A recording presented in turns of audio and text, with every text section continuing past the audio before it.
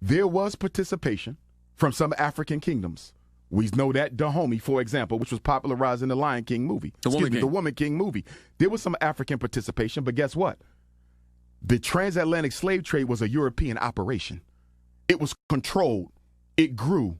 It was financed by Europeans.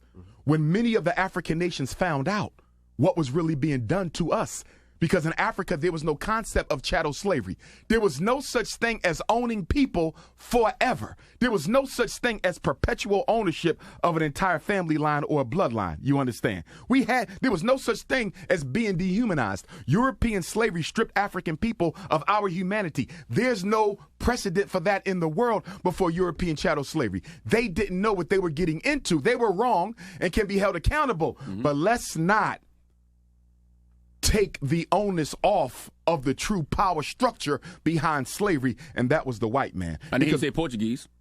Oh, Portuguese was in it. The Dutch was in it. The Italians was in it. The Germans was in it.